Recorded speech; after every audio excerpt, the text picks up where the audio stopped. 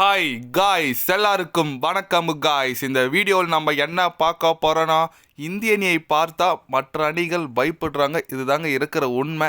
கண்டிப்பாக இந்திய அணியை பார்த்தா ஏன் இந்த அளவுக்கு பயப்படுறாங்கன்னு தெரியல. அதுவும் இந்தியாவில் போய் வீழ்த்தணுன்னா ரொம்ப ரொம்ப கஷ்டமாக இருக்குது இந்திய அணியை அப்படின்னு சொல்லிட்டு ஆஸ்திரேலிய அணியின் முன்னாள் நட்சத்திர வீரர்னு சொல்லலாம், கேப்டனுன்னு சொல்லாங்க ரிக்கி பாண்டிங் பார்த்தீங்கன்னா இங்கிலாந்து எதிரான இந்திய அணி வெற்றி குறித்து, தொடர் வெற்றி குறித்து சில பல கருத்துக்கள் பேசியிருக்காரு.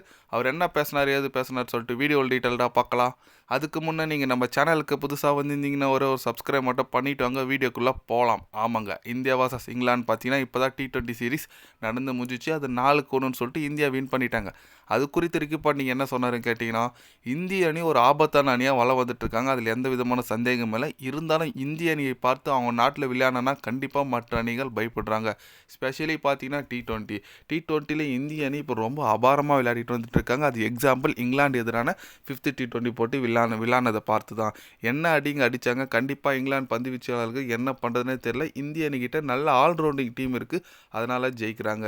ஏன்னு கேட்டிங்கன்னா சிவன் துபே, ஹர்திக் பாண்டியா, நிதிஷ்குமார் ரெட்டி, அக்சர் பட்டேல் சொல்லிட்டு ஒரு போலிங் பேட்டிங் ஆடுற கெப்பாசிட்டி இருக்கிறனால தான் இந்திய அணி இந்த அளவுக்கு ஒரு தவிர்க்க முடியாத அணியாக வளம் வந்துட்டுருக்காங்க. கண்டிப்பாக அவங்களுக்கு என்னோட வாழ்த்துக்கள் நான் சொல்லிக்கிறேன் அப்படின்னு சொல்லிட்டு ரிக்கி பாண்டிங் பார்த்தீங்கன்னா ஓப்பனாகவே இந்திய அணிக்கு சப்போர்ட் பண்ணி பேச மாட்டார்.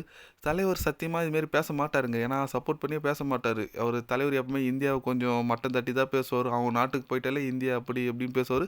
தலைவர் நம்மளை பற்றி நல்லா பேசியிருக்குது பார்க்கும்போது கொஞ்சம் எனக்கு ஏதோ ஆச்சரியமாக இருக்குதுன்னு சொல்லலாம். ஏன்னா இருக்கிறத சொல்லியிருக்காரு. உண்மையாக ஆல்ரவுண்டிங் டீமாக இந்திய அணி இருக்குது நல்லா. ஏன்னா அபிஷேக் சர்மா பேட்ஸ்மேனுன்றீங்க, அவரும் பால் போட்டு 2 விக்கெட் எடுத்திருக்காரு.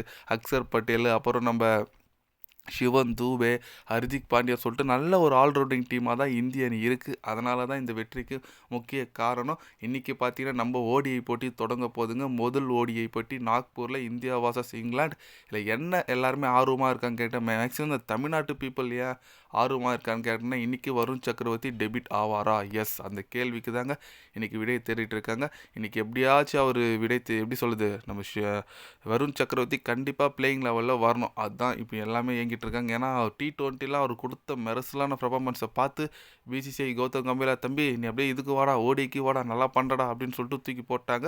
ஏன்னா அந்தளவுக்கு தரமான சம்பவம் கொடுத்துருக்காருன்னே சொல்லலாம் வருண் சக்கரவர்த்தி. அவர் பார்க்கலாங்க ஓடிஐயில் எப்படி பண்ணுறா சொல்லிட்டு டெபியூட் பண்ணும்போது கண்டிப்பாக நல்ல ஒரு ஸ்பெஷலான ஒரு பர்ஃபார்மன்ஸ் கொடுத்தா மட்டும்தான் மெமரியில் இருக்கும். அதனால் கண்டிப்பாக நம்ம இன்றைக்கி வருண் சக்கரவர்த்தியோட சம்பவம் தொடருதான்னு பார்க்குறோம். ஏன்னா T20யில் ஃபுல் சம்பவம் செஞ்சு இங்கிலாந்து பேட்ஸ்மேனுங்களை கதற விட்டார். ஓடிஐலையும் அந்த சம்பவம் செய்கிறாரா அப்படின்னு சொல்லிட்டு நம்ம பொறுத்திருந்து பார்க்கலாம். நீங்கள் சொல்லுங்கள், இன்றைக்கி ஓடிஐ தொடங்குது, இந்திய அணி வின் பண்ணுமா பண்ணாதா? உங்களோட கருத்து என்னன்னு சொல்லிட்டு மறக்காமல் கமெண்டில் சொல்லுங்கள்.